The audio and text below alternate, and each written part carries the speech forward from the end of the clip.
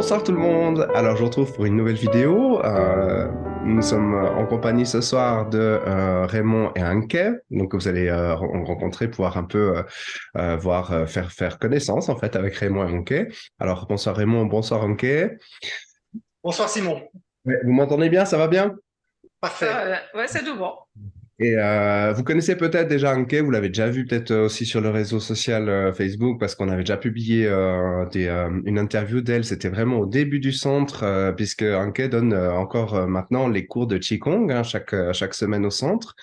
Et puis, ben, il faut savoir qu'ensemble, ils s'occupent d'un centre, peut-être pas un centre, hein, c'est plutôt une entreprise. Je vais vous laisser en parler, qui fait grosso modo du coaching, en fait, de la formation en management, un peu de développement personnel. En fait, il y a des accompagnements pour différentes questions qui tournent autour de la santé au travail, de différents axes, justement, de la formation pour adultes. Bon, bah, je crois que vous êtes les mieux placés pour en parler. Alors, je crois que je vais vous laisser vous présenter un peu, vous dire un peu votre parcours et puis qu'est-ce qui vous a amené, en fait, à faire ce que vous faites. Ouais, Ouais, ça marche. d'accord. Je vais peut-être juste démarrer en disant que effectivement aujourd'hui je suis indépendant. J'ai créé mon entreprise en 2009. Et puis ben, c'est une entreprise qui est active effectivement dans la formation pour adultes, dans le coaching individuel et puis dans l'accompagnement des organisations. Alors, quand je parle de formation, effectivement, il s'agit de formation au management, la plupart du temps, leadership management, communication, organisation d'entreprise, tout ce qui touche aussi peut-être aux démarches qualité, par exemple. Donc, un domaine assez vaste. Et puis, j'interviens la plupart du temps dans les institutions de formation du canton, mais aussi hors canton, et dans les entreprises, un peu sur leurs demandes. Mhm. Voilà. Puis le coaching, c'est plutôt un coaching orienté professionnel. Donc, ce sont généralement pour des personnes qui occupent justement des postes de management assez récemment et puis qui ont un peu de la peine à prendre en main leur poste. Ce sont d'excellents techniciens, mais qui ont un peu des lacunes en termes de management. Donc, je les aide un peu à prendre en main leur poste, quoi. Mhm. Et puis, ben ça, j'ai créé mon entreprise donc en 2009, mais avant, j'étais dans la chimie, en fait, et puis j'ai travaillé dans l'industrie pharmaceutique d'abord, dans l'industrie alimentaire ensuite, pour devenir responsable de l'assurance qualité, un poste que j'ai occupé pendant à peu près 15 ans. Mhm. Et puis, c'est dans cette période-là que j'ai quitté un peu le monde des éprouvettes pour aller dans celui justement du management. Et puis, ben, qui m'a amené à me poser pas mal de questions sur la gestion d'équipe, sur le rôle aussi du manager pour mobiliser ses équipes. Et puis, ce sont des questions qui m'ont beaucoup intéressé. Et du coup, j'ai décidé d'en faire mon activité principale et d'ouvrir ma propre entreprise. Mhm. Mhm. D'accord. En ce qui concerne Anke, peut-être? Alors moi, donc, comme tu l'as dit tout à l'heure, donc j'interviens aussi au centre. Ça fait quoi, 2 ans maintenant? J'ai commencé avec des cours de Tai Chi et maintenant, donc, c'est plutôt des cours de Qigong que je donne là-bas. J'ai aussi un cabinet ici de psychokinésiologie, ce qui est un peu chinois comme terme, mais plutôt gestion des émotions dans ce sens-là. Qui est justement la gestion, l'accompagnement des personnes dans leur parcours, difficultés qu'ils peuvent rencontrer au niveau émotionnel, au niveau du cours de vie, dont certains outils d'ailleurs sont nécessaires aussi pour l'atelier de la gestion du stress qu'on va aborder en Ouais. février. Ouais. Voilà. Ok, c'est parfait. Autrement, donc j'ai aussi un travail, un parcours, disons, qui est plutôt scientifique à la base. Mhm.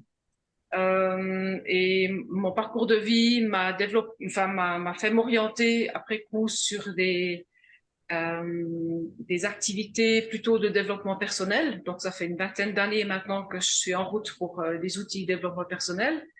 À côté de ça, on a fait beaucoup d'activités de danse de salon et de choses d'expression corporelle qui m'ont amené aussi à faire du tai chi.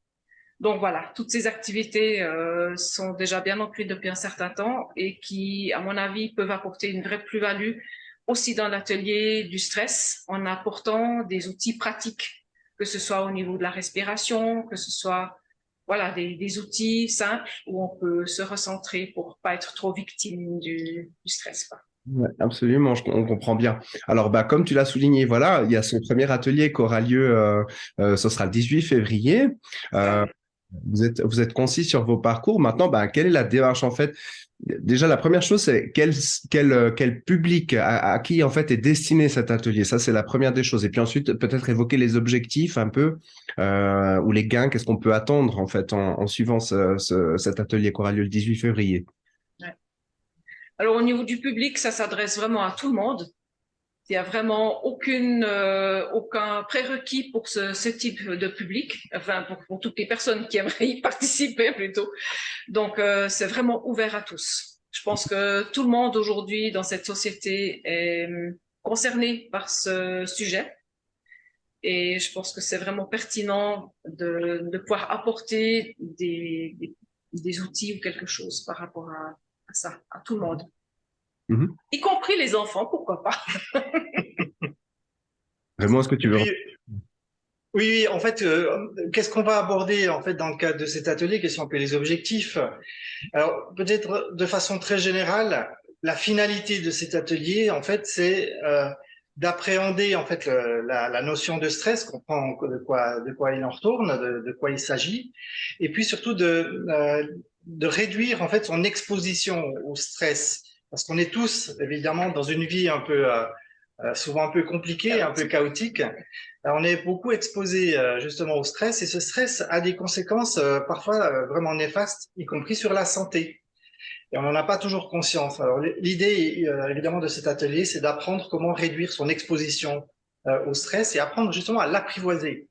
On ne veut pas penser complètement enlever le stress. Je pense que même ce ne serait pas bon, ce ne serait pas utile. Parce que le stress peut nous aider aussi à faire face à des situations. Et du coup, l'idée, c'est d'apprendre à l'apprivoiser. Comment est-ce que je peux faire face intelligemment en fait au stress et ne pas en être en fait une victime. C'est vrai que moi j'ai aussi cette image du stress moteur finalement dans la vie, voilà, qui est quelque part amène. Je sais par exemple que j'ai une sacrée tendance à plus je me rapproche d'une échéance et plus je suis performant et je vais à fond la caisse. Mais je peux procrastiner beaucoup avant. Mais Ouais. donc il y a le moment où je prends conscience que oula, il y a l'échéance qui arrive. Alors du coup, je me mets à performer en fait. Mais bon, ouais. C'est ça. Ça, c'est le bon stress. Alors effectivement, le stress va nous permettre effectivement de nous mettre en marche et parfois même dans des situations qui peuvent être compliquées, en fait, d'agir, de passer à l'action, en fait, et de ne pas être juste victime des situations. Donc, il y a des aspects positifs au stress, simplement l'excès de ce stress qui va des fois provoquer évidemment des effets indésirables comme certaines maladies, par exemple, ou qui peut aboutir jusqu'au burn-out, par exemple. Et aujourd'hui, on en a quand même beaucoup dans la société. Donc, pour revenir en fait aux objectifs, c'est en premier lieu de comprendre en fait de quoi on parle quand on parle du stress, de comprendre en fait les enjeux justement du stress, de prendre conscience de ça, de prendre aussi conscience des mécanismes qui engendrent le stress. Alors ça, ce serait dans une première partie de l'atelier. Dans une deuxième partie, c'est d'acquérir plutôt les outils pour prévenir le stress et puis éviter en fait une réaction trop importante du corps par rapport à ces situations qui peuvent être stressantes. Et puis la dernière partie, on s'est un peu en 3 temps. Le dernier temps, ce serait plutôt pour acquérir des outils pour savoir comment faire quand, malgré les efforts que j'ai faits pour me prévenir du stress, comment faire pour réduire l'impact que ce stress aura eu sur nous. Donc, en fait, de réduire les effets négatifs après coup, quoi. Donc, on agit à la fois en amont pour éviter d'être trop exposé au stress, mais aussi en aval. Voilà, il y a des situations dans lesquelles on est stressé et c'est normal. Voilà, on peut pas les éviter. Et donc, comment est-ce que je peux faire pour essayer de récupérer au mieux après des périodes de stress? Ouais, d'accord. Tout à fait.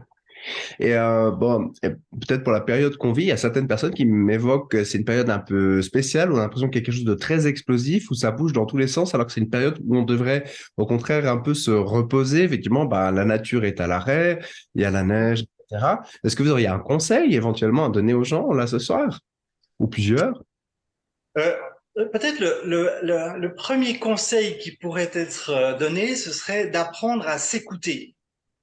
Mhm. Parce que, effectivement, comme tu l'évoques, ces rythmes naturels, si on est un tout petit peu attentif à comment on ressent ça, eh bien, je pense qu'on a les moyens, ou on est en tout cas en état d'alerte, pour dire attention, maintenant, je vais à contresens, et puis je suis en train de me stresser ou de stresser mon entourage aussi. alors qu'en fait, ce serait une période plutôt de repli ou de retrait, quoi. Et la société aujourd'hui, je pense, dans cette société aujourd'hui, on ne s'accorde plus tellement ces droits à s'écouter. On doit passer par-dessus, on doit effacer en fait, à être toujours le même en fait, euh, et, et, et arriver en fait à montrer qu'on arrive à surmonter toutes les difficultés. Et puis on a de la peine, je pense, à s'accorder des temps de retrait et de repos, quoi. Je sais pas si toi, t'aurais d'autres choses. Ouais, je pense aussi que c'est dans le rythme de la société aujourd'hui, on ne respecte plus du tout ces rythmes des saisons qui sont aussi les rythmes de notre corps et on a à réapprendre ça, à mon avis. Mhm. Mhm. Ça, alors je sais que la tradition chinoise en a un rayon à nous apprendre sur le. Ah oui, ça c'est sûr. Ouais. Bon, petite parenthèse, donc voilà, grâce à ces exercices, peut-être voilà, ces conseils, ces explications aussi sur les mécanismes, eh ben, les personnes, vous peut-être, ou si vous, évidemment, si vous connaissez des personnes qui peuvent être intéressées ou chez qui vous estimez que voilà, il y a peut-être une prédisposition au stress à arriver, Ouais. bien qu'ils savent déjà qu'ils ont un problème. Moi, je sais que dans certaines situations, c'est clair qu'avoir des apports un peu théoriques ou même pratiques, ça peut des fois juste apporter un peu de sérénité, un peu de paix, en fait, par rapport à des situations. On a quand même une société qui fonctionne où il y a beaucoup de burn-out, euh, il faut savoir que le burn-out, par exemple, c'est plutôt après la période de stress qu'on le ressent. Une période de stress en humain, c'est beaucoup Exact. de travail, beaucoup de stimulation, beaucoup de choses qui font que sur le moment, tout semble bien aller, mais c'est après coup qu'on vit le burn-out. Et donc, c'est intéressant d'apprendre à prévenir, en fait, notre façon de le vivre. Voilà. Et surtout de comprendre les mécanismes qui déclenchent le stress dans le corps. Oui. Mhm. Donc ça, Absolument. c'est des choses qui sont assez subtiles et ce qui valent la peine d'être éclairées.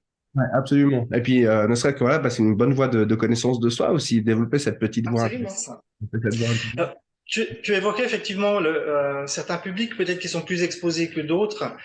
Alors, bien sûr, on est tous aujourd'hui, je pense, exposés au stress, bien sûr, mais il y a des publics que je vois être plus exposés au stress.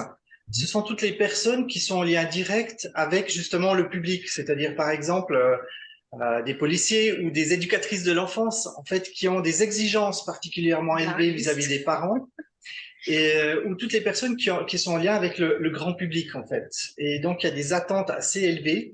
Et puis ces gens-là sont souvent très sollicités.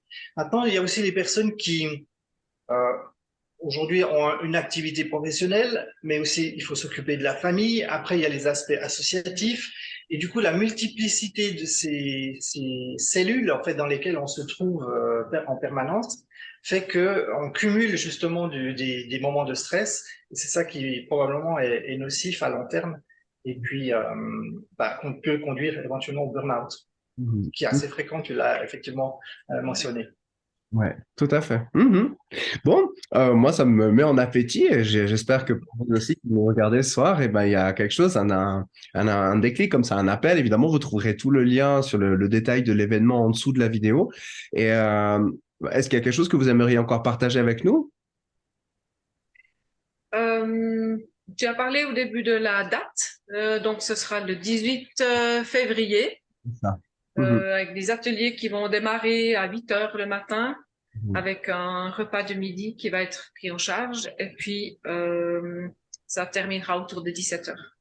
Donc il D'accord. y aura des ateliers de pratique, il y Mhm. aura des outils concrets avec lesquels les personnes vont pouvoir repartir, il y aura des échanges interactifs avec les personnes, ce sera vraiment un atelier ludique D'accord. où on a évidemment certains outils qu'on va présenter, mais il y aura surtout aussi beaucoup de moments de partage où on va laisser un peu les personnes aussi euh, s'exprimer par rapport à des difficultés qu'ils vivent pour qu'ils puissent partir avec des outils spécifiques Mhm. à leur cas ou des choses comme ça. Donc vraiment quelque chose qui est ouvert à l'échange. Mhm. Ouais. Pour ma part, si j'avais quelque chose à ajouter, en fait, à annoncer, c'est auprès des personnes qui nous écoutent, c'est en fait d'apprendre à prendre soin d'eux-mêmes déjà, et puis à ne pas se laisser aller dans l'idée que le stress, comme beaucoup d'autres choses, c'est une fatalité. Alors effectivement, les événements qui sont autour de nous peuvent nous stresser, mais au final, on peut aussi se repositionner en disant qu'est-ce que moi je peux faire de mon côté pour éviter cette exposition au stress et puis me préserver en fait et me protéger. Donc si j'avais quelque chose à dire par rapport à ça, c'est n'hésitez pas effectivement à vous inscrire, non pas pour me satisfaire moi ou Anke, mais c'est pour à prendre soin de vous et à vous protéger en fait. Et je pense qu'aujourd'hui on en a véritablement besoin. Preuve en est l'augmentation fulgurante des burn-out dans notre société. Et c'est un peu inquiétant. C'est ce qu'on appelle aussi une comorbidité en médecine. C'est vraiment important de mortalité ou de maladie, simplement. Donc, ça nous concerne tous. On est potentiellement tous et toutes et tous concernés. Merci beaucoup. Et puis, merci de nous avoir regardés. À très vite pour une prochaine vidéo. Merci Raymond. Merci Anke. À très vite. Merci à toi, Simon. C'est bon.